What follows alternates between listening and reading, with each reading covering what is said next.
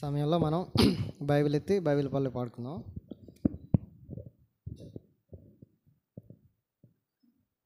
పఠింప శ్రేష్ఠ గ్రంథము బైబిల్, పఠింప శ్రేష్ఠ గ్రంథము Bible.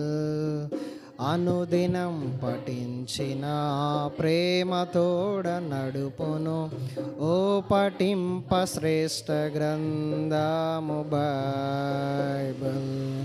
The best book to read is the Bible. The best book to read is the Bible. If you read it every day, it will help you all the way. Oh, the best book to read is the Bible. మరొకసారి అందరికీ ప్రభు అయిన యేసుక్రీస్తు నామమున praise lord. ఈ సమయంలో Bible ధ్యానాల్లో Bible పఠనంలో భాగంగా గడిచిన వారం మనం నిర్గమాకాండం 19వ అధ్యాయము సగం వరకు ధ్యానం చేసుకున్నాం. మిగిలిన సగభాగాన్ని ఈరోజు పూర్తి చేసుకుంటాం. నిర్గమాకాండము 19వ అధ్యాయము మొదటి నుంచి మనం 13 వచనాల వరకు గడిచిన వారాన్ని చదువుకున్నాం.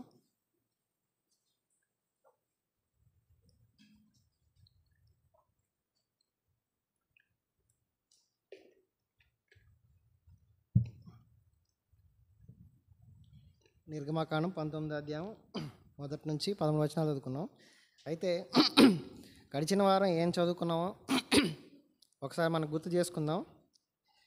ఏం నేర్చుకున్నాం, ఏం ధ్యానించుకున్నాం?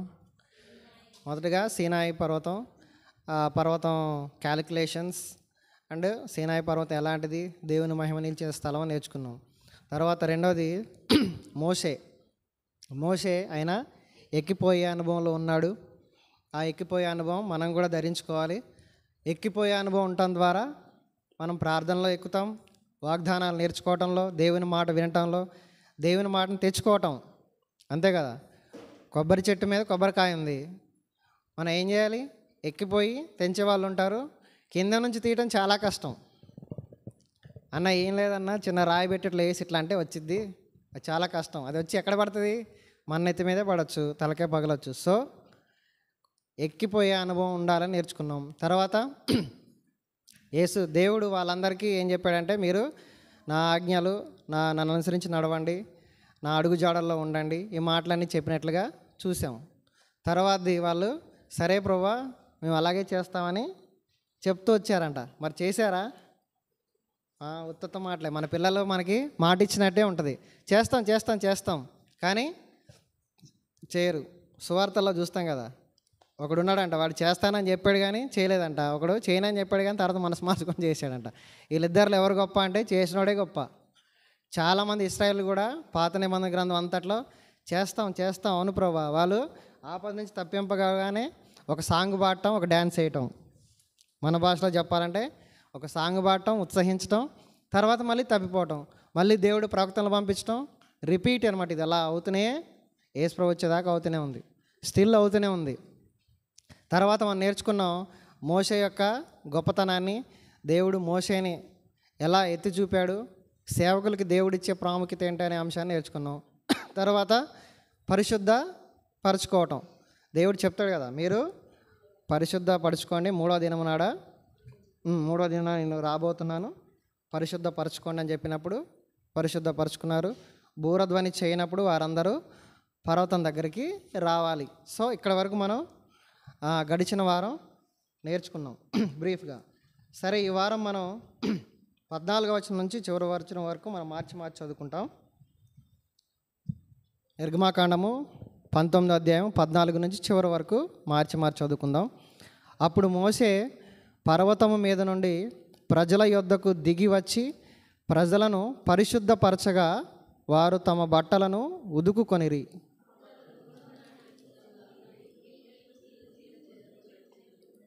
మూడవ నాడు ఉదయమైనప్పుడు ఆ పర్వతము మీద ఉరుములు, మెరుపులు, సాంద్ర మేఘము, బూర యొక్క మహాధ్వనియు కలుగగా పాలెములోని ప్రజలందరూ వణికిరి.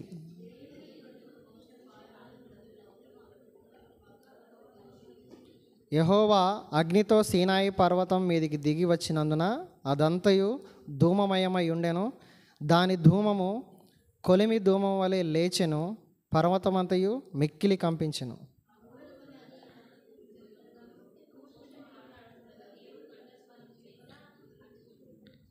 యెహోవా సీనాయి పర్వతం మీదికి అనగా ఆ పర్వత శిఖరము మీదికి దిగివచ్చెను. యెహోవా పర్వత శిఖరం మీదికి రమ్మని మోషేను పిలువగా మోషే ఎక్కిపోయెను.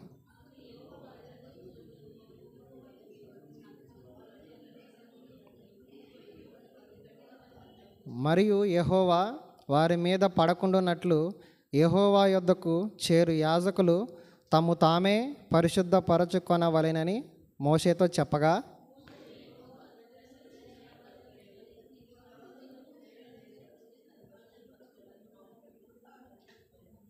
అందుకు యెహోవా, నీవు దిగి వెళ్ళుము, నీవును నీతో అహరోను ఎక్కి రావలను.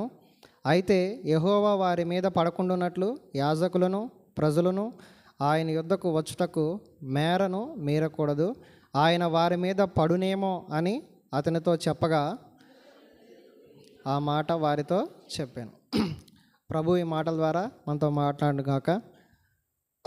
అయితే ఇక్కడ మనం గమనిస్తున్నట్లయితే మనం చూస్తున్నాం, ఈ రెండవ పారాగ్రాఫ్ రెండవ భాగంలో 14వ వచనం నుంచి 25 వరకు చూసినట్లయితే మనకు కనబడే అంశం ఏంటంటే, మొదటిగా 14వ వచనంలో, అప్పుడు మోషే పర్వతం మీద నుండి ప్రజల యొద్దకు దిగి వచ్చి ప్రజలను పరిశుద్ధపరచగా వారు తమ బట్టలను ఉదుక్కున్నారంట. మోస్ట్లీ ఇక్కడ మనం చూస్తున్నాం, మన దేవుడు ఎలాంటి దేవుడు?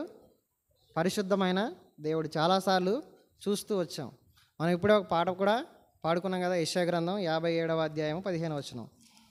ఇప్పుడే పాట పాడుకున్నాం కదా, యెషయా గ్రంథం 57వ అధ్యాయము 15వ వచనంలో, మహాగణుడును పరిశుద్ధుడును నిత్య నివాసి అయిన వాడు ఇలాగ సెలవిస్తున్నాడు. ఆయన పేరే ఇదనమాట. చాలాసార్లు మనకు కూడా నిక్నేమ్స్ ఉంటాయి కదా, నిక్నేమ్స్ ఉంటాయి. మా స్కూల్లో కాదు, కాలేజీలో, డిగ్రీ కాలేజీలో ఒక సార్ ఉండేవాడు. ఆ సార్ ఏమని పిలిచేవాడంటే అందరి ముందు అరే ఎర్రాడు ఇటు రారా అనేవాడు నన్ను.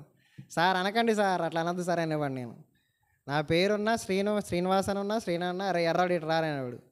మళ్ళీ టీటీసీకి వచ్చాక నన్ను అందరూ ఏమనేవాళ్ళు అంటే, అరే బీసీఎం ఇటు రారా అనేవాళ్ళు. బీసీఎం అంటే భద్రాచలం, డైరెక్ట్ భద్రాచలం అనే పిలిచేవాళ్ళు నన్ను. అరే నా పేరు ఎదురా అంటే కాదు, వాళ్ళు డిఫరెంట్ ఆస్పెక్ట్స్లో పేరు పెట్టుకుంటారు. ఇక్కడ యేసు ప్రభుకి చాలా పేర్లు ఉన్నాయి. యెషయా గ్రంథం 9వ అధ్యాయంలో మనం చూస్తాం కదా, చాలా పేర్లు. ఆయన నిత్యుడగు తండ్రి, సమాధానకర్త, చాలా పేర్లు పెట్టారు. ఇక్కడ కూడా మనం చూస్తున్నాం, ఆయన మహాగణుడు, మహోన్నతుడు, పరిశుద్ధుడు, నిత్య నివాసి. ఇందులో మనం తీసుకోవాల్సింది ఏంటంటే, ఆయన చాలా పరిశుద్ధుడైన దేవుడు. లేవియా కాండంలో కూడా మనం చూస్తాం, 19వ అధ్యాయంలో ఈ పరిశుద్ధత గురించి చాలాసార్లు మాట్లాడినట్టుగా చూస్తున్నాం. లేవియా కాండం 19వ అధ్యాయం 1-2 వచనాలు. మరియు యెహోవా మోషేకి ఇలాగ సెలవిచ్చెను, ఇశ్రాయేలు సర్వ సమాజంతో ఇట్లా చెప్పుము, మీరు పరిశుద్ధులై ఉండవలెను, మీ దేవుడినైన యెహోవానగు నేను, మీ దేవుడినైన యెహోవా నేను పరిశుద్ధుని కాబట్టి మీరు కూడా పరిశుద్ధంగా ఉండండి. ప్రతిసారి చూసినట్లయితే మీరు చాలాసార్లు ఈ పారాగ్రాఫ్లో మీరు ఆ కొండ దగ్గరికి రావద్దు, దాన్ని తాకొద్దు, చాలా డేంజర్ బెల్లా ఉంటుంది. అంటే పరిశుద్ధత డేంజరా? యేసు ప్రభుత్వం అలాగే ఉంటుంది. మనం ఎలా పడితే అలా అక్కడికి రాకూడదు. మనం సంఖ్యాకాండంలో గడిచిన వారం చెప్పుకున్నాం కదా, నాదాబు అబీహు ఏం చేశారు? అన్యాగిని తీసుకొచ్చి అంత ఈజీగా దేవునితో ఉండదన్నమాట. అందుకని ఆయన ప్రతిసారి అంటాడు, నేను పరిశుద్ధుడై ఉన్న ప్రకారము మీరును పరిశుద్ధులై ఉండండి. మళ్ళీ ఎక్కడ పేతురు పత్రికలో కూడా చూస్తాంగా, 1వ అధ్యాయంలో మాట ఇదే మాట. దీన్నే కోట్ చేస్తూ 17వ వచనం అండి, 14 నేను పరిశుద్ధుడనై ఉన్నాను గనుక మీరును పరిశుద్ధులై ఉండవలెను వ్రాయబడి ఉన్నది. కాగా మీ పూర్వపు అజ్ఞాన దశలో మీకుండిన ఆశలను అనుసరించి ప్రవర్తింపక మిమ్మల్ని పిలిచిన వాడు పరిశుద్ధుడై ఉన్న ప్రకారమును మీరును సమస్త ప్రవర్తన యందు, ఇంతకుముందు మీరు ఏదో ఉన్నారు, అజ్ఞాన దశలో ఉన్నారు, అలా చేసాం ఇలా చేసాం, నా ఇష్టం వచ్చినట్టు నేను తిరిగాను కాబట్టి నా ఇష్టం వచ్చినట్టు నేను తిరిగి చర్చికి వెళ్ళేటోడిని, నేను కూడా నా ఇష్టం వచ్చినట్టు మాట్లాడి నేను చర్చికి వెళ్ళేవాడిని. కానీ ఇప్పుడు అంటున్నాడు, మీరు ఆ అజ్ఞాన దశలో, పూర్వపు అజ్ఞాన దశలో మీకుండిన ఆశలను అనుసరింపక వదిలేసేయండి. వాటితో ఇక చెల్లైపోయింది, అవన్నీ సిలువ వేయబడ్డాయి. ఇక్కడ అంటాడు, కొలసీ పత్రికలో అంటాడు కదా, మీరు క్రీస్తుతో కూడా, కొలసీ పత్రికలో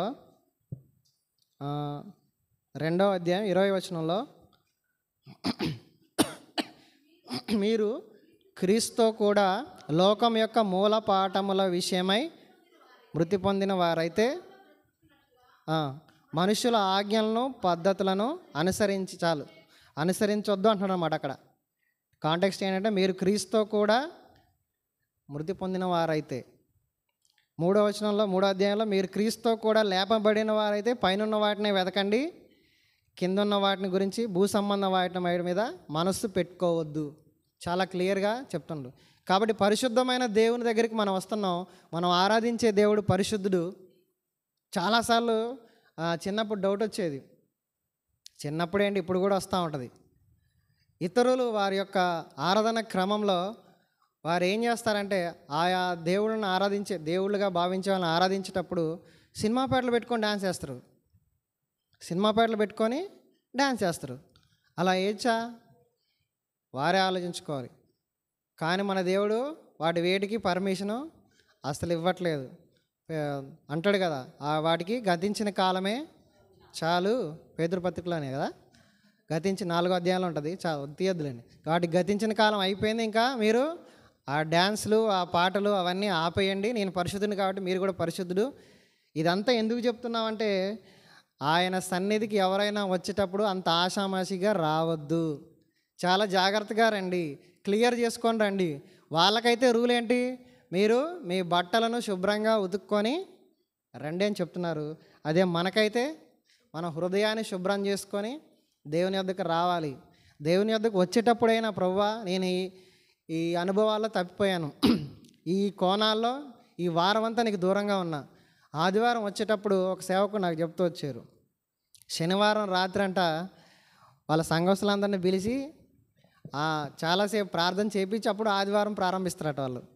శనివారం ఏం చేస్తారు, సోమవారం నుంచి శనివారం వరకు చేసినవన్నీ ఒప్పింపజేస్తారంట ఆయన. ఒక పల్లెటూరులో ఒక ఆయన చెప్పాడు నాకు, శనివారం ప్రార్థన చేశాక ఆదివారం వచ్చాక అప్పుడు రొట్టె ద్రాక్ష రసంలో వాళ్ళకి బాగానే ఇస్తారంట. కాబట్టి ఇక్కడ మనం గమనించినట్లయితే దేవుడు చాలా పరిశుద్ధ దేవుడు. కాబట్టి మనలో మనం పరిశుద్ధపరచుకోలేము. అందుకనే లేవియాకాండంలో అంటాడు, పరిశుద్ధ పరచువాడును నేనే, పరిశుద్ధ పరచు యెహోవా అంటాడు. లేవియాకాండం 20వ అధ్యాయము 8వ వచనం.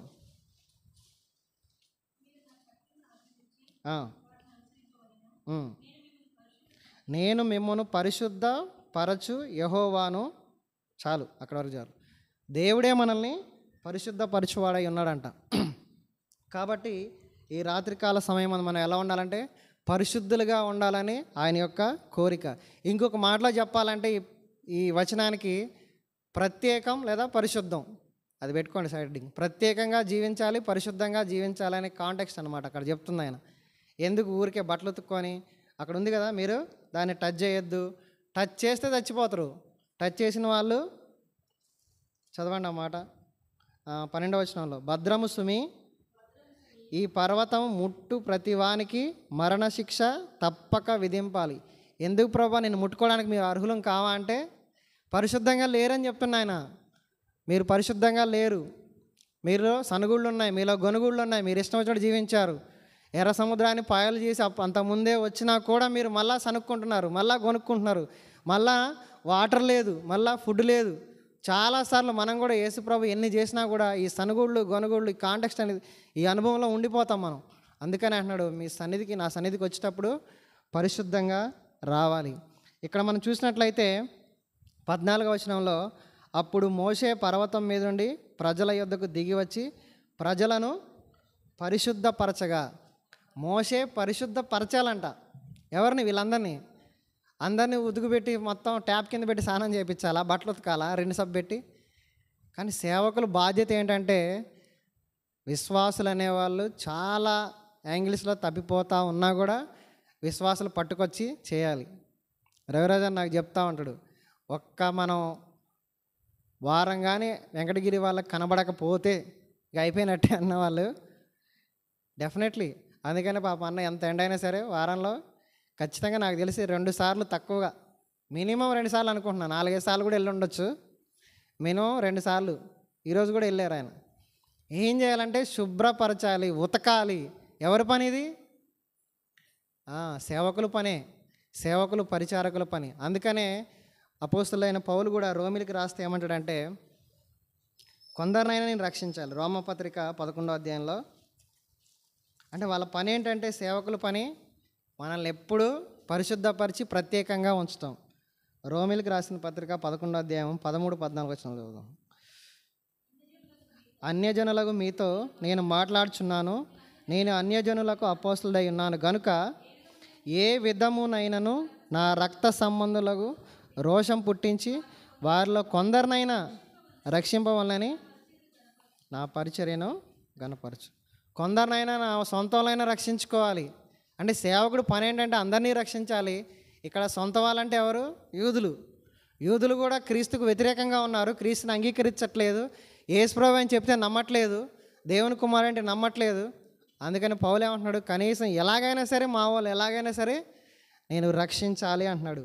మళ్ళీ కొరింథీయులకు రాస్తూ కూడా ఒక మాట అంటారు చూడండి. మొదటి కొరింథీ పత్రిక 9వ అధ్యాయము 19 నుంచి చదువుదాం. ఎక్కువ మందిని సంపాదించుకుంటకై అందరికీ నేను దాసునిగా చేసుకున్నాను. యూదులను సంపాదించుకుంటకు యూదులకు యూదులుగా యూదిన వలె ఉంటిని. ధర్మశాస్త్రములకు లోబడిన వాడిని కాకపోయినను దేవుని విషయమై ధర్మశాస్త్రము లేని వాడను కాను కానీ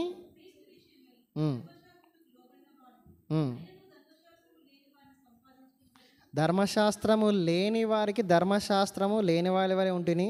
బలహీనులను సంపాదించుకుంటకు బలహీనులకు బలహీనైతుని.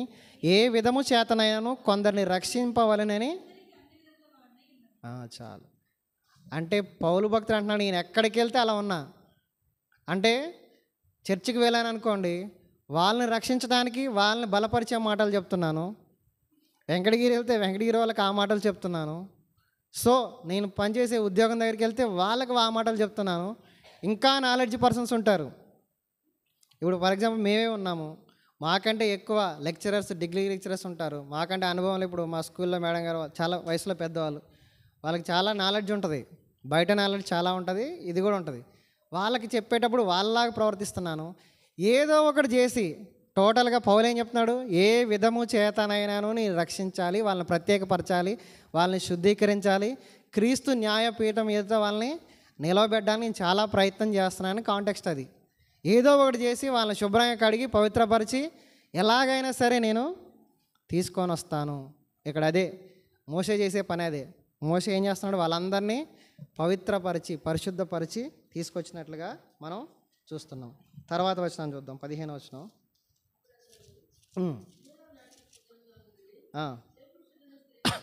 పదిహేనవ వచనం, ఏ పురుషుడును స్త్రీని చేరకూడదు అని చెప్పాను. ఇక్కడ మనం చూస్తున్నాం, ఇది వివాహ బాంధవ్యంలో ఏ పురుషుడు కూడా స్త్రీని కలవకూడదు శారీరకంగా. ఎందుకు ప్రభువా అంటే, చాలా పరిశుద్ధమైన స్థలానికి మీరు వెళ్తున్నారు, చాలా జాగ్రత్తగా ఉండాలి. మనం చూస్తాం, దావీదు భక్తుడిని సౌలు భక్తుడు తరుముతున్న సందర్భంలో ఒకటి ఉంటుంది, ఆయన సన్నిధి రొట్టెలు తినే సందర్భంలో చూడండి ఒక మాట ఉంటుంది. మొదటి సమూయేలు గ్రంథం 21వ అధ్యాయము 4-5 వచనాలు.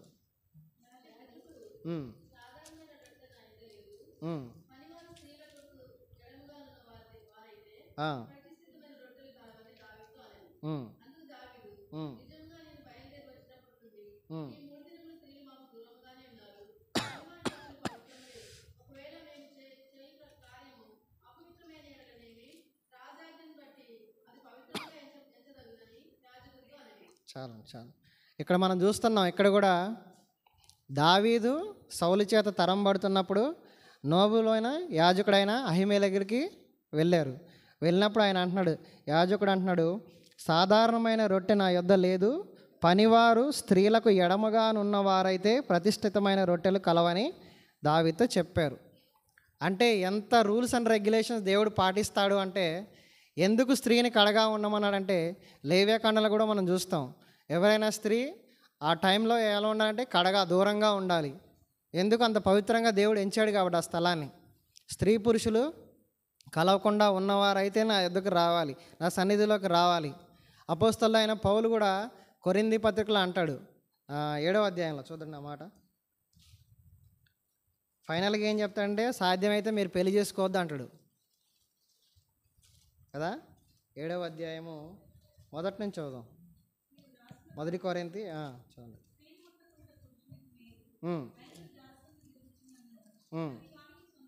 సొంత భార్య ఉండవలను,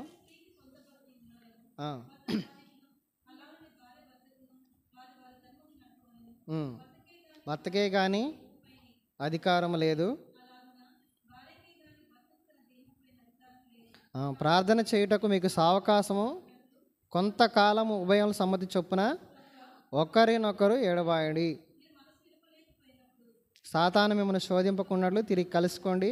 ఇది నా హితోపదేశమే కానీ ఆజ్ఞ కాదు. మనుష్యులందరూ నా వలె ఉండవాలని కోరుచున్నాను. ప్రతి మనుష్యుడు తనకున్న కృపావరమును టోటల్గా ఇక్కడ కాంటెక్స్ట్ ఏంటంటే, మీరు ప్రార్థన చేయనప్పుడు దూరంగా ఉండి చేయటం అనేది చాలా మంచిది. అది పవిత్రమైనది. అది చాలా జాగ్రత్తగా మనం దేవుని ఆరాధించే సమయం కానీ, ప్రార్థించే సమయం కానీ, ఉపవాస ప్రార్థనలు కానీ చేసేటప్పుడు దూరంగా ఉండాలనే విషయాన్ని కూడా మనకి తెలియజేస్తున్నట్లుగా మనం చూస్తున్నాం. కాబట్టి ఇక్కడ ఏమంటాడంటే పరిశుద్ధంగా ఉండండి, పరిశుద్ధంగా ఉన్నవాళ్ళు మాత్రం ఇక్కడ తీసుకొని రండి, ఆ కొండ దగ్గరికి రండి, సీనాయి పర్వతాన్ని ఎవరు తాకద్దు, తాకితే మాత్రం మీరు మరణం అవుతారు, చాలా జాగ్రత్తగా ఉండండి అనే విషయం. అంటే పరిశుద్ధత, ప్రత్యేకం, ఈ 2-3 వచనాల ద్వారా మనం ఏం నేర్చుకున్నాం అంటే పరిశుద్ధత, ప్రత్యేకత గురించి దేవుడు చెప్తున్నాడు. అలా ఉంటేనే మీరు దేవుని సన్నిధికి రావాలి. దీన్ని మనకెట్లా అన్వయించుకోవాలంటే, మనం కూడా దేవుని సన్నిధిలో ఆరాధించడానికి వచ్చినప్పుడు, ప్రార్థించడానికి వచ్చినప్పుడు మనల్ని మనం ఒకసారి ఇంటికాడ క్లియర్ చేసుకొని పరీక్షించుకొని, అందరం ఎవరు ఇక్కడ పవిత్రులం ఎవరూ కాదు, అందరము త్రోవ తప్పిన వారమే. కాబట్టి మనం ఏం చేయాలి, ఒక్కసారి ప్రభువా ఈ విషయాల్లో తప్పు అయిపోయింది, దయతో నన్ను క్షమించు, మరలా చేయకుండా ఉండటానికి నాకు శక్తిని బలాన్ని దయచేయని మనం రావటం ఎంతో మంచిది. తర్వాత 16వ వచనం చూద్దాం. 16, 17, 18.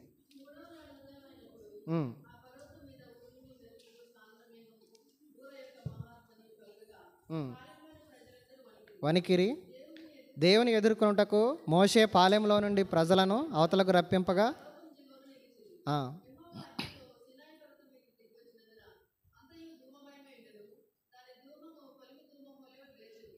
పర్వతమంతా మిక్కిలి కంపించెను,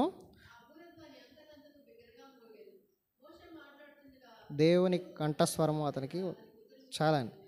16వ వచనం నుంచి మనం చూసినట్లయితే ఇక్కడ టోటల్గా ఇప్పుడు మీరే చెప్పాలి, నేను ఒక క్వశ్చన్ వేస్తా. 16, 17, 18 వచనాల్లో మీకు ఏదైనా ఒక తలంపు కనిపిస్తుందా? కాదక్క, అది కాదు, టోటల్గా దాని ద్వారా ఏదన్నా కొత్త నిబంధనకి రిలేటెడ్గా ఏమైనా ఉందా? అంటే ఉరుములు, మెరుపులు, బూరధ్వని, అగ్ని, పర్వతం మీద దిగిరావటం అన్నా? కాదు, అయిపోయింది. అన్నయ్య చెప్పిండు, టోటల్గా అది దేవుని 2వ రాకడలాగా అనిపిస్తుంది. నా తలంపు ఏంటంటే, నేను ధ్యానించుకుంటే అదే కనిపించింది నాకు. దేవుని 2వ రాకడలో కూడా అవన్నీ ఉన్నాయిగా, అవన్నీ ఇప్పుడు మనం చూస్తాము. ఇక్కడ చూసినట్లయితే 3వ నాడు ఉదయమైనప్పుడు పర్వతం మీద ఉరుములు, మెరుపులు, సాంద్రమేఘము, బూర యొక్క మహాధ్వని కలగ్గా ప్రజలందరూ వణికిపోయారు. అంతే కదా, దేవుని రాకడప్పుడు కూడా ఇలాగే జరుగుతుంది అని మనం చూస్తున్నాం. కాబట్టి ఇక్కడ ఈ సందర్భం అంతా దేవుని రాకడను సూచిస్తుంది. దేవుని రాకడను, ప్రభు దినాన్ని, ప్రభు త్వరగా రాబోతున్నాడు, ప్రభు వచ్చినప్పుడు ఎట్లా ఉంటుంది అన్న సందర్భాన్ని మనం దీని ద్వారా నేర్చుకోవచ్చు. అందుకనే మనం హబకుక్కు, ప్రవక్త అయిన హబకుక్కు రాసిన గ్రంథం చూద్దాం. 3వ అధ్యాయము 3 నుంచి చదువుదాం.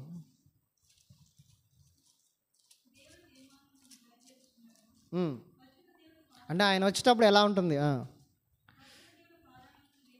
వేయించేయుచున్నాడు, ఆయన మహిమ ఆకాశ మండలం అంతటా కనబడుచున్నది, భూమి ఆయన ప్రభావంతో నిండి ఉన్నది, సూర్యకాంతితో సమానమైన ప్రకాశం అని కనబడుచున్నది, ఆయన హస్తముల నుండి కిరణములు బయలువెలుచున్నవి. అచ్చట ఆయన బలము దాగి ఉన్నది, తెగులు నడుచున్నవి.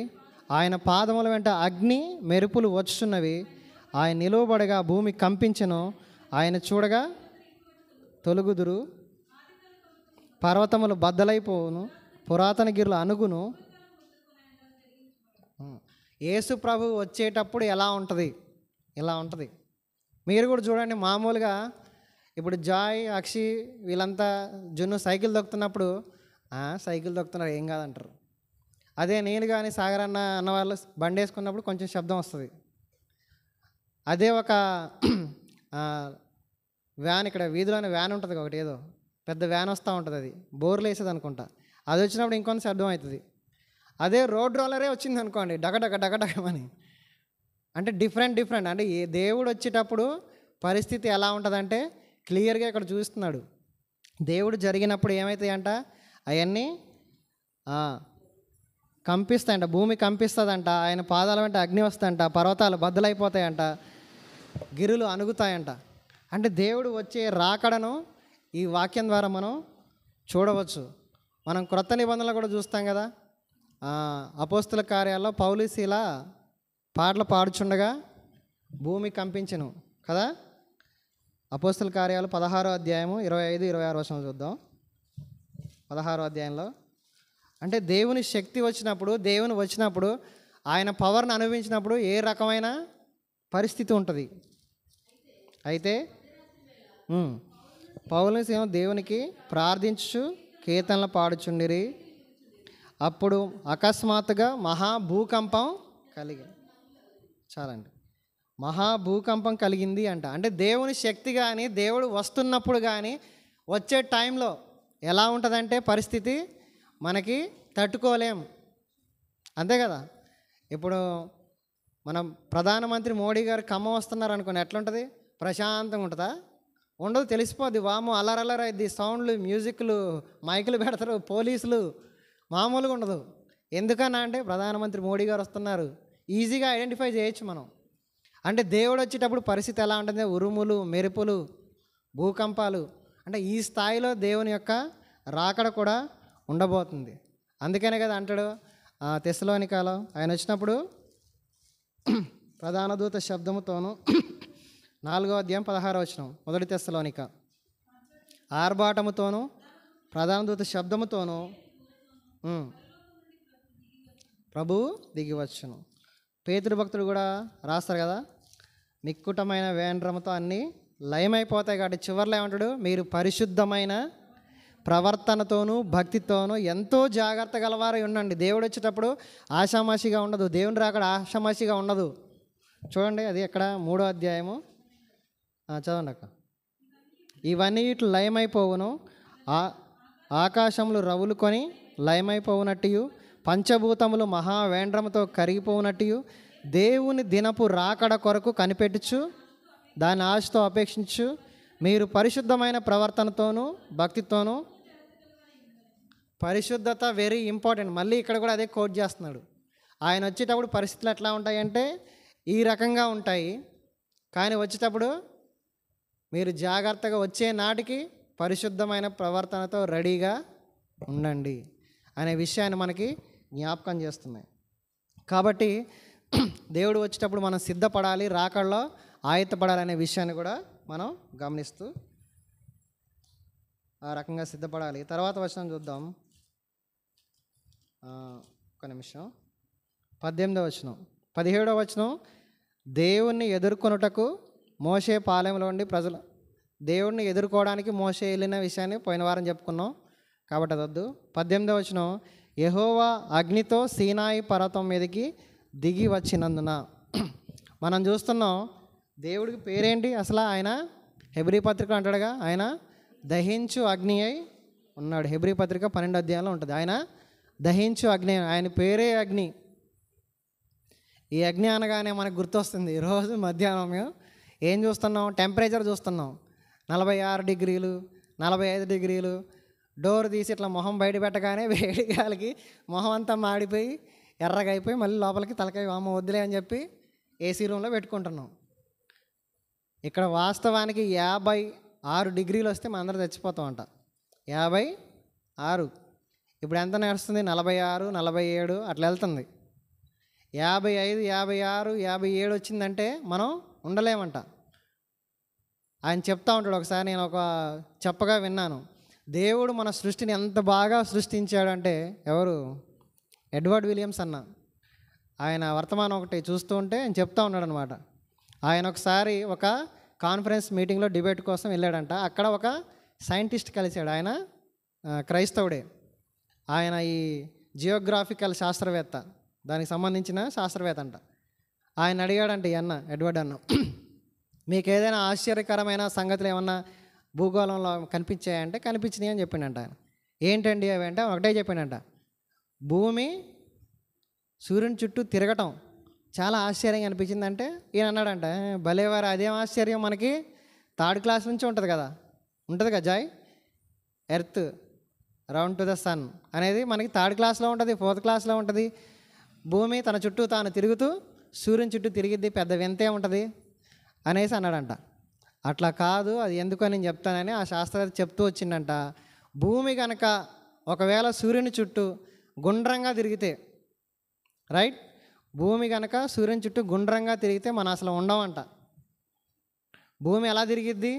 సూర్యుని చుట్టూ కోడిగుడ్డు ఆకారంలో కదా, ఎగ్ షేప్లో తిరిగిద్ది. అది ఎగ్ షేప్లో కాకుండా రౌండ్గా తిరిగితే మనం ఉండమంట. ఎందుకన్నా అంటే అనేది చెప్తుండు, అది రౌండ్గా తిరిగినప్పుడు మనకి శీతాకాలం, ఎండాకాలం కాలాలు ఏర్పడుతున్నాయి కదా, ఈ కాలాలు ఏర్పడమంట అది ఇలా తిరగకపోతే. రౌండ్ తిరిగిందా ఒకటే, ఎండాకాలం ఒకటే ఉంటుందంట. ఎండాకాలం ఒకటే ఉంటే మనం ఉండం. పోని ఇంకో చోట శీతాకాలం ఒకటే ఉన్నా మనం ఉండం. అంటే దేవుడు ఎంత చక్కగా భూమికి ఆజ్ఞాపించాడు, సమస్త సృష్టి ఆయనకు లోబడుతుందని ఉంటుంది కదా. ఆ మాట ఎంత గొప్పది. దేవుడు ఈ ఎగ్ షేప్లోంచి కూడా ఒక్క అడుగు కనుక అటేస్తే అంట ఏమైందంటే విపరీతమైన మంచుతో గడ్డగట్టిపోద్దంట భూమి అంతా. ఎగ్ షేప్లోన భూమి సర్కిల్ ఇటు తిరిగితే లోపలికి వస్తే సూర్యుని ఎండ విపరీతంగా తగిలి మొత్తం మాడిపోద్దంట. ఆయన అదే అంటాడు, నాకు అసలు అర్థం కావట్లేదు, దేవుడు ఎంత చక్కగా చేశాడు. రౌండ్గా తిరగకూడదు, కరెక్ట్గా తిరగాలి, అటు వెళ్ళకూడదు, ఒక అడుగు ఇటు వెళ్ళకూడదు. కానీ మనం మాత్రం మన అడుగులు ఎటు పడితే అటు వెళ్ళిపోతాయి. మన అడుగులు కానీ మన మాటలు కానీ ప్రవర్తన కానీ ఒక కంట్రోల్లో ఉండం. భూమి ఎంతో కంట్రోల్గా ఉంటుంది. ఇట్లా తిరగడం చూస్తుంటే నాకు చాలా ఆశ్చర్యంగా ఉందని చెప్పాడంట. అంటే దేవుడు మనిషి కోసం ఎంత జాగ్రత్త తీసుకొని ఇన్ని సంవత్సరాలుగా దాన్ని ఆర్గనైజ్ చేస్తున్నారంటే దేవుని యొక్క శక్తిని మనం గమనించుకోవచ్చు. ఇక్కడ మనం చూసినట్లయితే ఆయన దహించు అగ్ని అయి ఉన్నాడు. ఆయన ఎలాంటి దేవుడు అనడానికి ఈ అగ్ని గురించి మనం చూస్తాం. బలులు అర్పిస్తుండగా ఆదికాండంలో 15వ అధ్యాయంలో దేవుడు అగ్ని రూపంలోనే వచ్చినట్లుగా చూస్తాం కదా. ఆదికాండం 15వ అధ్యాయం 17వ వచనం. కటిక చీకటి పడినప్పుడు రాజుచున్న పొయ్యి అగ్ని జ్వాలయును కనబడి ఆ ఖండముల మధ్య అగ్ని జ్వాల ఖండముల మధ్య నడిచిపోయి ఆ బలిని పెట్టినటువంటి ఆ జంతువుని దహించినట్లుగా మనం చూస్తున్నాం. ఇంకో చోట మనం చూస్తాం సంఖ్యాకాండంలో, ఇది దేవుని కోపం, కోరాహు కదా. ఆ సందర్భంలో సంఖ్యాకాండము 16వ అధ్యాయంలో కూడా 35వ వచనం, మరియు యెహోవా యొద్ద నుండి అగ్ని బయలుదేరి ధూపార్పణమును తెచ్చిన 250 మందిని కాల్చివేసెను. చాలండి, ఇది దేవుని కోపం. అంటే అగ్ని, దేవుడు అగ్నితోనే ఎందుకు పోల్చబడ్డాడు అంటే అగ్ని చాలా పవిత్రమైనది, అగ్ని చాలా ఖచ్చితమైనది. అగ్నిలో చేయబెడతామా మనం? మంటల్లో చేయబెడతామా? అని గ్యాస్ మీద చేయబెడతావా? పెట్టలేం, కాలిపోద్ది. వండిన అన్నాన్ని తీసుకురావడానికి కూడా క్లాత్ పట్టుకొని తీసుకురావాల్సి వస్తుంది గిన్నె. అది అగ్ని కూడా కాదు, అగ్ని మీద వండిన దాన్ని. అంటే దేవుడు ఎంత ఖచ్చితమైన వ్యక్తి, పవిత్రమైన వాడు, పరిశుద్ధుడు అని చెప్పడానికి ఇది మనకి సాదృశ్యంగా ఉంటుంది. ఆయన అబ్రహాంకి వచ్చినప్పుడు అగ్నిగా వచ్చి దహన బలిని స్వీకరిస్తూ పోయాడు. ఇక్కడ తప్పు చేసిన వారిని అగ్ని రూపంలో వచ్చి సంహరిస్తూ వచ్చాడు. అంటే 2 రకాలుగా మనం దేవుణ్ణి అర్థం చేసుకోవచ్చు. ఆయన దహించు అగ్నిగా ఉన్నాడని మనం గ్రహించవచ్చు. అందుకని మత్తయి సువార్తలో ఏమంటాడు? నీళ్లతోనూ అగ్నితోనూ బాప్తీసం ఇస్తా అంటాడు కదా. మత్తయి సువార్త 3వ అధ్యాయం చదువుదాం మాట. మత్తయి సువార్త 3వ అధ్యాయంలో ఉంటుంది. చదవండి. మారు మనస్సు నిమిత్తము అయితే నా వెనుక వచ్చేవాడు నాకంటే శక్తిమంతుడు, ఆయన చెప్పుల మోయుటకైనా నేను పాత్రుని కాను, ఆయన పరిశుద్ధాత్మలోను అగ్నితోనూ బాప్తిస్మము ఇచ్చును. అగ్నితో బాప్తిస్మం అంటే ఏంటి? అదే మనల్ని కడిగి శుభ్రంగా, అగ్ని ఎలాగైతే మొత్తాన్ని కాల్చి పడేస్తూ ఉంటుందో, అగ్నిలో ఏం వేసినా మొత్తం ఏమవుతాయి? బూడిదైపోవటం, ఇంకేం ఉండదు. దేవుడు అంత శక్తిమంతుడని చెప్పడానికి ఆయన అగ్నిమయమై వచ్చినట్లుగా, అగ్ని రూపంలో వచ్చినట్లుగా, ఆ సీనాయి పర్వతం వచ్చినట్లుగా మనం చూస్తూ ఉన్నాం. కాబట్టి మనం ఈ వాక్యం ద్వారా దేవుడు అగ్ని అయి ఉన్నాడని తెలుసుకోవచ్చు. ఆయన మళ్ళా ఎండనివ్వటానికి కూడా అంతే కదా. ఇశ్రాయేలుకి పగలు మేఘస్తంభంగా, రాత్రిపూట అగ్నిస్తంభంగా ఉన్నాడంట. అంటే ఎంత మంచి దేవుడు! ఇందాక నేను చెప్పుకున్నట్టు అగ్ని ఎక్కువైపోట్లా. ఏంటి, చలికాలం ఎంత వేడి కావాలో అంతే వేడిస్తుందంట. ఇంకొంచెం వేడి ఎక్కువైతే అందరూ కాలిపోయి మసైపోతారు. ఇశ్రాయేల్ అందరూ కాపాడడానికి చాలా పక్కా ప్లాన్తో దేవుడు అగ్నిస్తంభంగా ఉంటున్నాడంట. ఎక్కువ వేడి కాదు, కొంచెం చలికాలం ఎంత వేడి కావాలో మనకి మంట అంతే వస్తుందంట. మళ్ళీ మార్నింగ్ అయ్యేసరికి చాలా ఎడారి ప్రాంతం కదా, ఎండ కాబట్టి మళ్ళీ చల్లదనం ఎంత కావాలో మేఘస్తంభంగా వస్తున్నాడంట. చాలా ఎంతో ప్రేమతో దేవుడు అందరు నడిపించినట్లుగా మనం చూస్తూ ఉన్నాం. కాబట్టి మనం దేవుడు అగ్ని అయి ఉన్నాడని ఈ మాట ద్వారా నేర్చుకోవచ్చు. 19వ వచనం, ఆ బూర అంతకంతకు బిగ్గరగా మ్రోగెను, మోషే మాట్లాడుచుండగా చాలు బూరధ్వని అంతకంతకు బలంగా మోగుతుందంట. దీని గురించి ప్రకటన గ్రంథంలో యోహాను భక్తుడు కూడా చెప్తాడు కదా, 1వ అధ్యాయంలోనే ఉంటుంది ఆ మాట. 10వ వచనం ప్రకటన గ్రంథం. నేను చూశాను దర్శనాన్ని.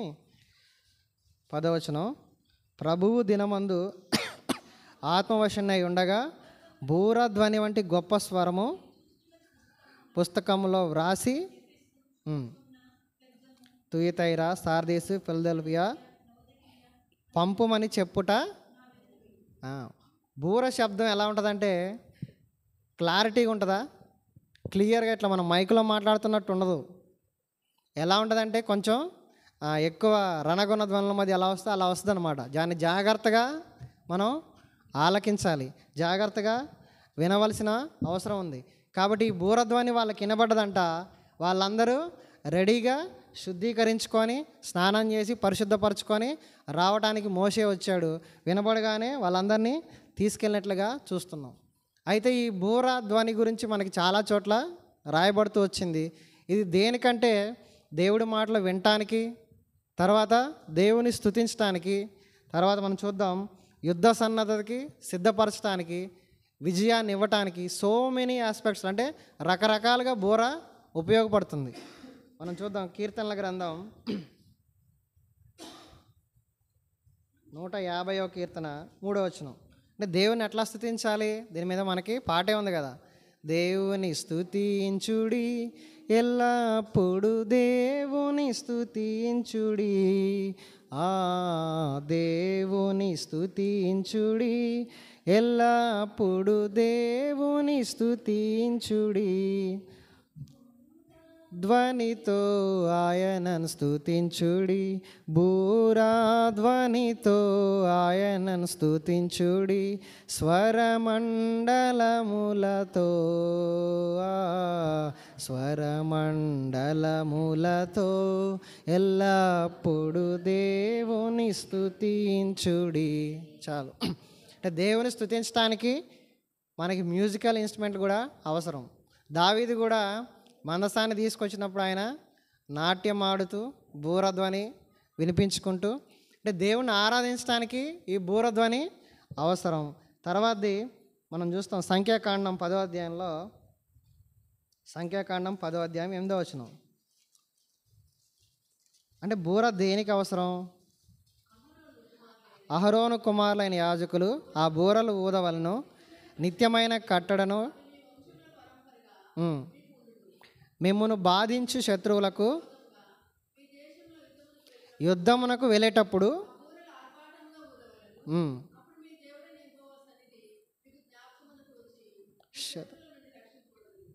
బూరలు ఎప్పుడంటే యుద్ధ సన్నద్ధులై ఉండటానికి కూడా బూర సౌండ్ అవసరం. దేవుడు వస్తున్నప్పుడు బూర సౌండ్ అవసరం. స్తుతించడానికి బూరధ్వని వినబడుతుందంట.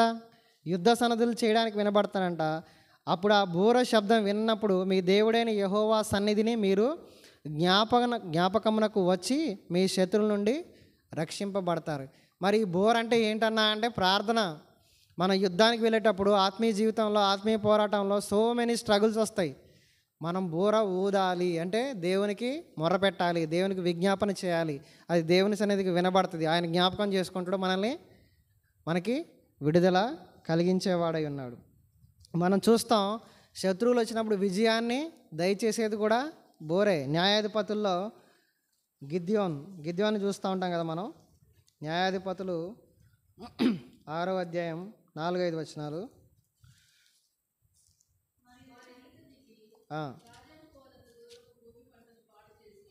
అది కాదు, 7వ అధ్యాయము 20వ వచనం చదువుదాం. డైరెక్ట్ అంటే ఈ అంశాన్ని చదువుకుందాం. బూరలు ఊదుచు ఆ కుండలను పగలగొట్టి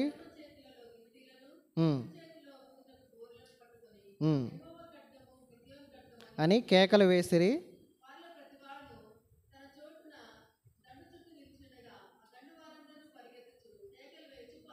పారిపోయా.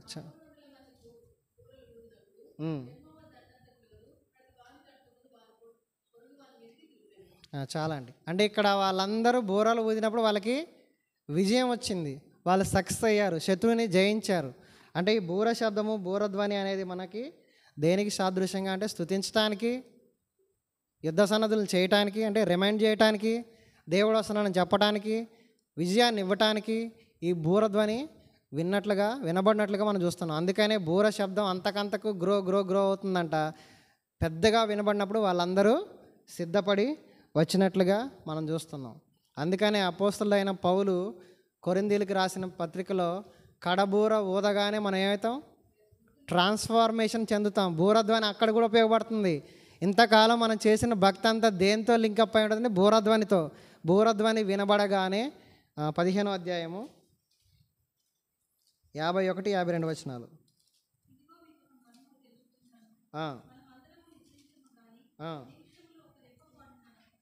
కడబూరం మ్రోగగానే మనమందరము మార్పు పొందుదము. బూరం మ్రోగును, అప్పుడు మృతులు అక్షయులుగా లేపబడుదురు. మనం మార్పు రూపాంతరం చెందడానికి, దేవుని దగ్గరికి చేరడానికి కూడా ఈ బూరే ముఖ్యం. ఇక్కడ కూడా సేమ్ రాకడ సూచన. ఈ టాపిక్ అంతా ఇక్కడ వరకు మనం 5-6 వచనాల్లో రాకడకు సంబంధించిన అంశాలే అన్నీ ఉన్నాయి. ఇక్కడ కూడా సేమ్. అక్కడ బూరం మ్రోగగానే ప్రజలందరూ సీనాయి కొండ దగ్గర రాగాలి. ఇక్కడ కూడా కడబూరం మ్రోగగానే మనమందరం కూడా మహిమ స్వరూపం ధరించుకొని మారినట్లుగా మనం చూస్తున్నాం. కాబట్టి ఇది దానికి సాదృశ్యంగా ఉంది. తర్వాత మనం చూస్తున్నాం దేవుని కంఠస్వరం. తర్వాత వచనం, మోషే మాట్లాడుచుండగా దేవుడు కంఠస్వరము చేత అతనికి ఉత్తరం ఇస్తున్నాడు, జవాబిస్తున్నాడంట. మరి దేవుని కంఠస్వరం ఎలా ఉంటుంది? భయంకరంగా ఉంటుందా? స్మూత్గా ఉంటుందా? మెల్లగా ఉంటుందా? అన్ని రకాలుగా ఉంటుంది. అన్ని రకాలుగా ఉంటుందంట. ఎవరికి కఠినంగా ఉంటుందంటే, ఎవరైతే ఇప్పుడు మేమే ఉన్నాం, మా స్కూల్లో పిల్లలు ఉంటారు, బాగా చదివేవాడిని ఊరికి గట్టిగానే స్వరంతో బెదిరించి, అరే నువ్వు వదిరా, నువ్వు గాడిదా, ఇది అంటామా? వాడిని ముద్దు చేసి అరే నాయన స్లోగా మాట్లాడతాం. బాగా అల్లరి చేసేవాడికి ఆ టోన్లో మారిపోద్ది.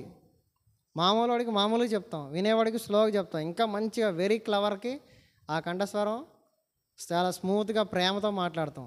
ఇక్కడ కూడా మనం చూసినట్లయితే చూడండి, ప్రకటన గ్రంథం ఎలా ఉంది? ఇక్కడ విస్తార జల ప్రవాహంలో ధ్వనిలాగా ఉంది. ప్రకటన గ్రంథం 1వ అధ్యాయం 15వ వచనంలో ఆయన స్వరం. చదవండి. ఉన్నది. తర్వాత ఇంకో దగ్గర చూస్తాం మనం, యోబు గ్రంథంలో ఎలా ఉందంట? మెల్లనైనా గుసగుస శబ్దం అంట. ఇలా కూడా మాట్లాడతాడంట ఆయన. యోబు గ్రంథం 26వ అధ్యాయం 14వ వచనం. యోబు గ్రంథము 26:14.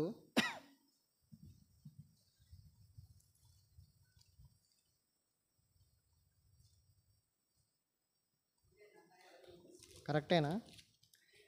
యోబు గ్రంథం 26 ఆయన గూర్చి మనకు వినబడుచున్నది మిక్కిలి మెల్లనైన గుసగుస శబ్దము పాటిదే కదా. గర్జనలు చేయు ఆయన మహాబలము ఎంతైనది. అంటే గర్జనలు చేయగలడు, మెల్లగా మాట్లాడగలడు, ప్రవాహ ధ్వని చేయగలడు. యెషయా గ్రంథము 53:17 ఆయన కనీసం నోరు కూడా తెరవలేదు. ఎక్కడ? సిలువలో. అంటే సో మెనీ, అంటే దేవుడు అన్ని రకాలుగా అందరితో అన్ని సందర్భాల్లో మాట్లాడగలడు. దేవుడు చాలా కఠినడు. ఆయన ధ్వని అక్కడ అంటారు వాళ్ళు, ఇదే నిర్గమకాండంలో, మేము దేవుని స్వరం వినబడలేకపోవడం, మేము గ్రహించలేకపోతున్నాం, మోషే నువ్వే వెళ్ళి మాట్లాడి ఆయన ఏం చెప్తున్నావు మాకు చెప్పు బాబు అంటారు. వాళ్ళకెందుకు వినబడట్లేదు, మోషేకి ఎందుకు వినబడుతుంది? పరిశుద్ధపరచుకునే స్థితి, ప్రత్యేకమైన స్థితి, ప్రత్యేకంగా జీవించే వ్యక్తి మోషే. అందుకే 29వ కీర్తనలో కూడా ఆయన స్వరం గురించి చాలా రాయబడ్డాయి కదా. 29వ కీర్తన 3వ అధ్యాయం నుంచి 3వ వచనం చూస్తే, యెహోవా స్వరము, యెహోవా మహిమగల దేవుడు ఉరుము వలె గర్జించున్నాడు, మహాజలముల మీద సంచరించున్నాడు. యెహోవా స్వరం బలమైనది, ప్రభావం గలది, దేవదారు వృక్షాలను విరుస్తుంది, మొక్కలుగా చేస్తుంది.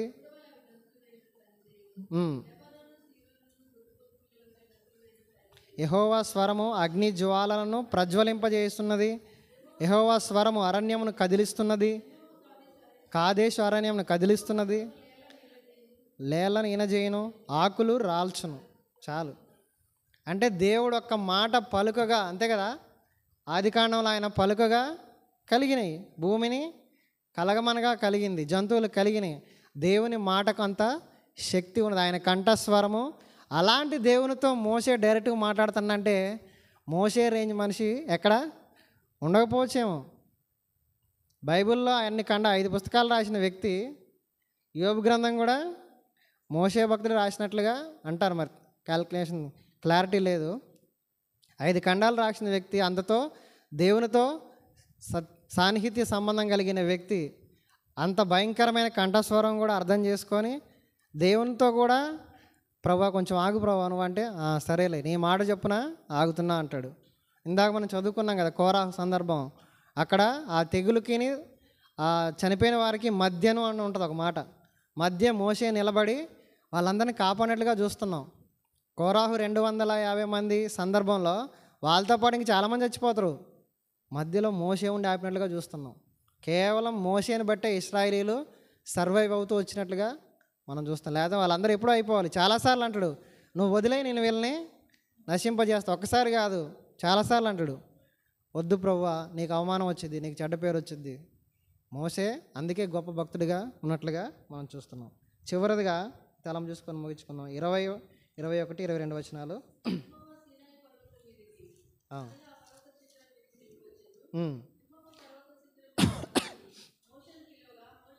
మోషే ఎక్కిపోయాను. యెహోవా ప్రజలు చూచుటకు హద్దు మీరి నీవు దిగిపోయి వారి ఖండితంగా ఆజ్ఞాపించుము, వారి మీద తమను తామే పరిశుద్ధపరచుకోవాలని. చాలండి. ఇక్కడ ఒక సందర్భం కనబడుతుంది. ఏంటంటే దేవుడు పదే చెప్తున్నాడు, మీరు ఆ కొండ సరౌండింగ్స్లోకి రాండి కానీ టచ్ చేయొద్దు, దాన్ని ముట్టొద్దు. మళ్ళీ ఇక్కడ కూడా హద్దు మీరి వచ్చి వారిలో అనేకులు నశించిపోకున్నట్లు నువ్వు మళ్ళా వెళ్ళి మళ్ళా చెప్పు. కింద మోషే అంటాడు, ఆల్రెడీ నువ్వు చెప్పావు ప్రభా, ప్రజలు సీనాయి పర్వతం ఎక్కలేరు, నీవు పర్వతమునకు మేరలు ఏర్పరిచి దాన్ని పరిశుద్ధ పరచవలనని మాకు ఖండితంగా ఆజ్ఞాపించావు కదా. మరలా పదే చెప్తున్నాండి యేసు ప్రభు, మళ్ళా మీరు మేర ముట్టుకోవద్దు, మీరు పరిశుద్ధంగా ఉండండి, మీరు వస్తే చనిపోతారు, అగ్ని మిమ్మల్ని దహించి వేస్తుంది, చాలా జాగ్రత్తగా ఉండండి. ఇక్కడ మనకు కనబడుతున్న దేవుని ప్రేమను గుర్తించాలి మనం. ఎందుకంటే ఏ ఒక్కడు ఏ పాపి కూడా నశించిపోకూడదని. అందుకే పాపులను రక్షించుటకు యేసుక్రీస్తు లోకమునకు వచ్చెను.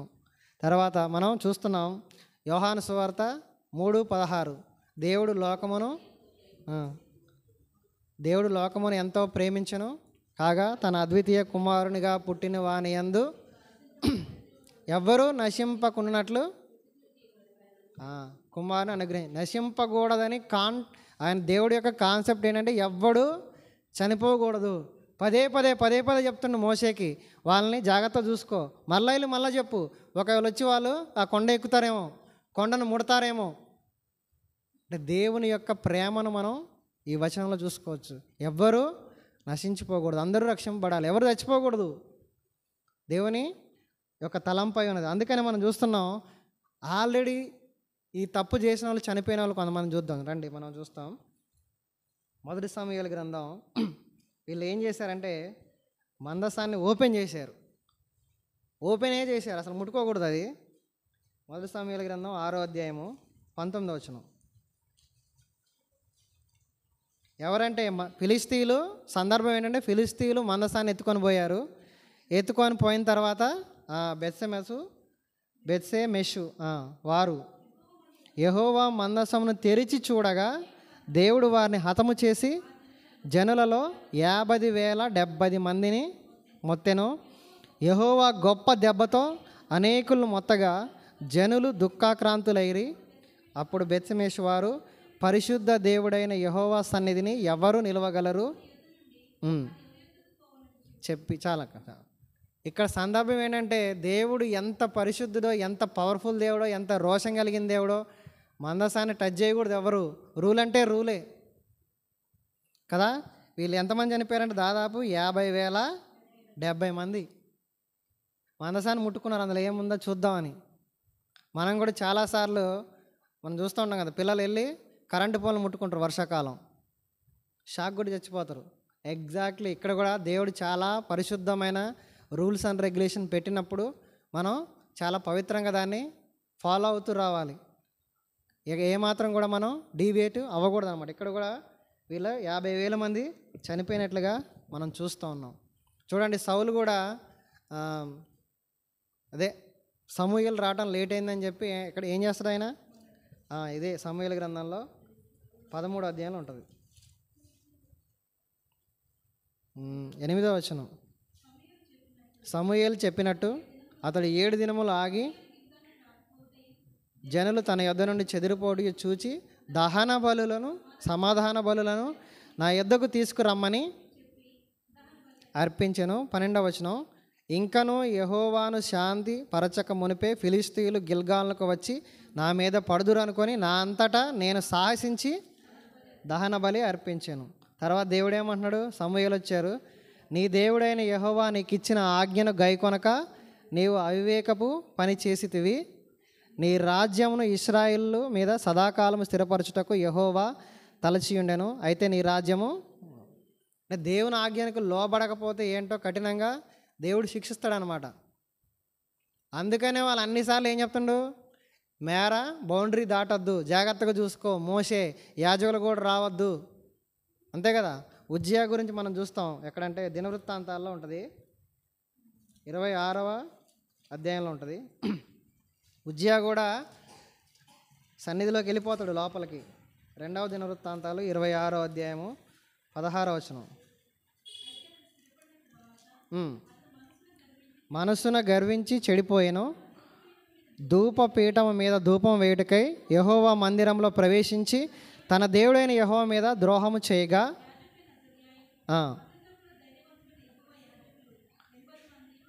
వెంబడి లోపలికి పోయిరి.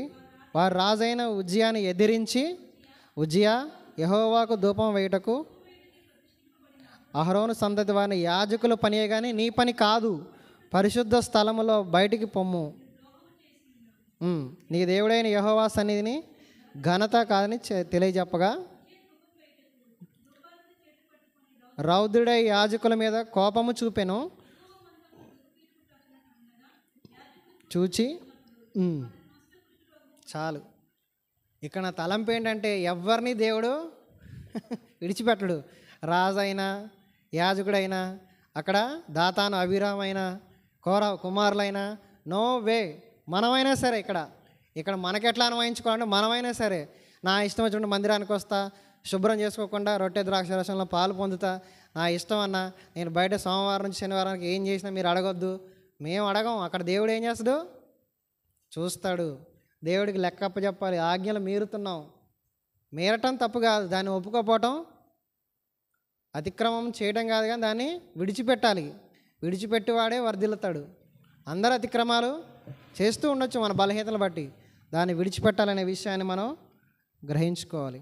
యాజకులైనా సరే, లేవీలకు కూడా చాలా ఖచ్చితంగా రూల్స్ అండ్ రెగ్యులేషన్స్ ఇవ్వబడ్డాయి. లేవీలకు కూడా మనం చూసినట్లయితే లేవియా కాండంలో కూడా మీరు 10వ అధ్యాయంలో ఉంటుంది, పరిశుద్ధపరచుకొనే ఎంటర్ అవ్వాలి. అలాగే నిర్గమకాండంలో కూడా చూస్తాం మనం 28వ అధ్యాయంలో ఈ మాట చూద్దాం. నిర్గమకాండం 28వ అధ్యాయంలో అంటే యాజకులకు కూడా ఇవే రూల్స్. దేవుడు ఎక్కడ కూడా చూసి చూడనట్టు అలా ఏం చేయలేదన్నమాట.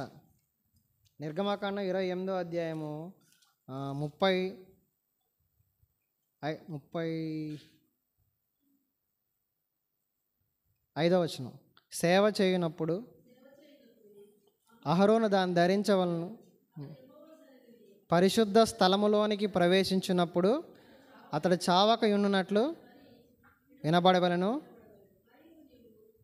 బంగారు రేకు చేసి ముద్ర చెక్కునట్లు దాని మీద యెహోవా పరిశుద్ధుడు అని మాట చెక్కవలను, అది పాగా మీద ఉండునట్లు నీలి సూత్రంతో దాన్ని కట్టవలను, అది పాగా ముందటి వైపు ఉండవలను. అర్పణలన్నిటిలో ఇశ్రాయేలు ప్రతిష్ఠించు దోషములను అహరోను భరించినట్లు వారు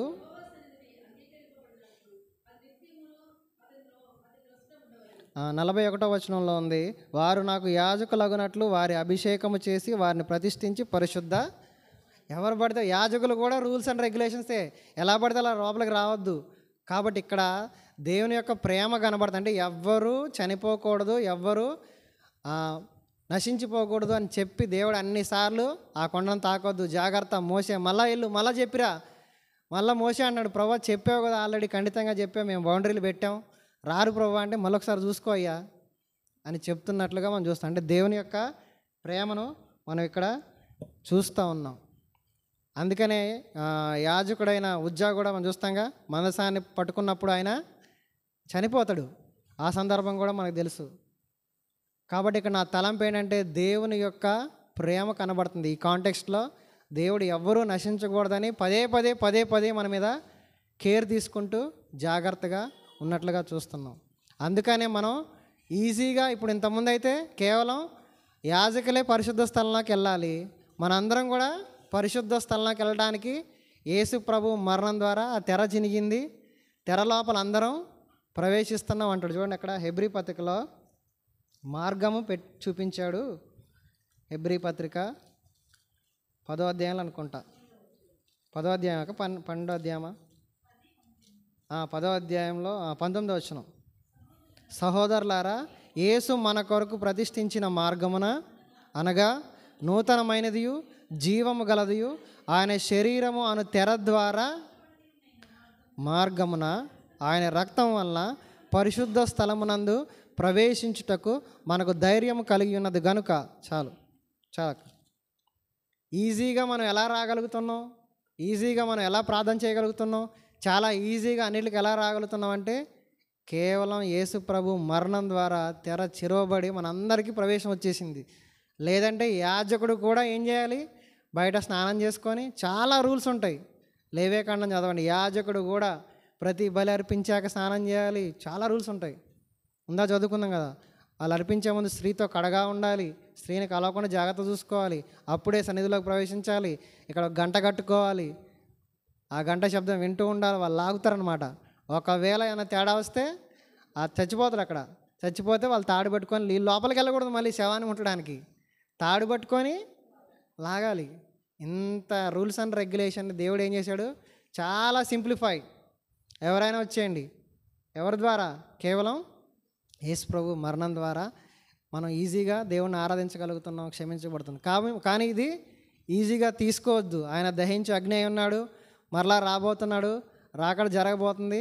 ఎవరిని కూడా ఆయన టాలరేట్ చేయడు, విడిచిపెట్టడు అనమాట. అందరికీ మనం లెక్క అప్పచెప్పవలసిన వారమై ఉన్నామనే విషయాన్ని గుర్తు చేసుకోవాలి. చివరిదిగా ఒక్క మాట, 23వ వచనం ఏం చెప్తాడంటే, నువ్వు వెళ్ళి అహరోన్ను కూడా తీసుకొనిరా అంటాడు. 24వ వచనం, అందుకు యెహోవా నీవు దిగి వెళ్ళుము, ఉమ్.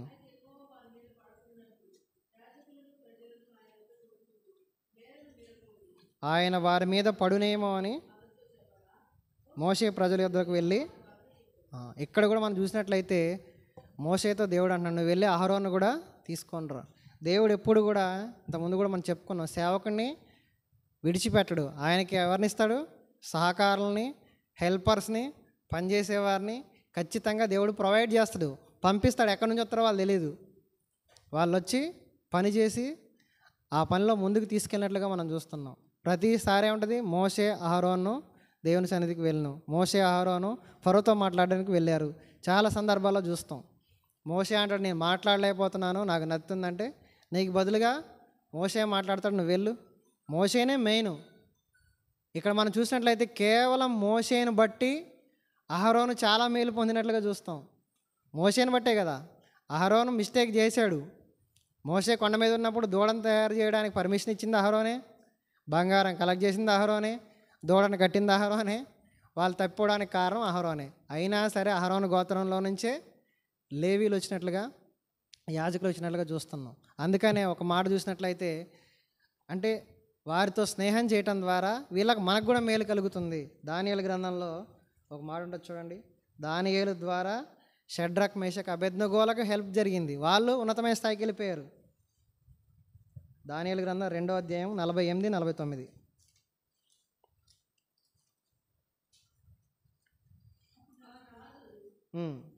దానియేలును బహుగా హెచ్చించి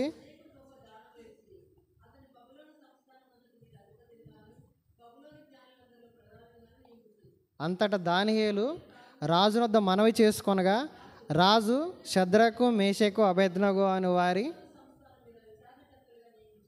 అయితే దానియేలు రాజు సన్నిధిలో షడ్రకు, మేషకు, అబేద్నెగో అను వారికి ఎవరి ద్వారా మేలు జరిగిందంటే దానియేలు వల్లే. ఇక్కడ కూడా అహరోనుకి అంత మేలు ఎందుకు జరిగిందంటే మోషే వల్లనే. అంటే దేవుడు సెలెక్ట్ చేసుకున్న వ్యక్తికి పరిచారకులు చాలా అవసరం. పరిచారకులుగా దేవుడినే ఇస్తాడు. ఆ పరిచారకులకే ఉపయోగం అన్నమాట. అందుకని పౌలు భక్తుడు కూడా అంటాడు చూడండి, ఫిలిప్పీ పత్రికలో ఎఫ్రోదీతు గురించి మాట్లాడుతూ, చాలామంది సహకారం దేవుడు ఫిలిప్పీలకు రాసిన పత్రిక 4వ అధ్యాయము 19వ వచనం చూద్దాం. మొదటిగా 2వ అధ్యాయము 19వ వచనం.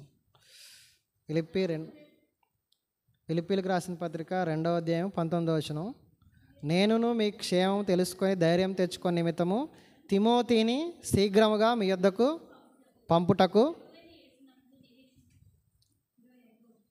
తర్వాత 25వ వచనంలో ఉంటుంది, మరియు నా సహోదరుడును నా జత పనివాడును మీ దూతయు నా అవసరమునకు ఉపచరించిన వాడైన ఎపఫ్రోదిని మీ యొద్దకు పంపుట అగత్యమని.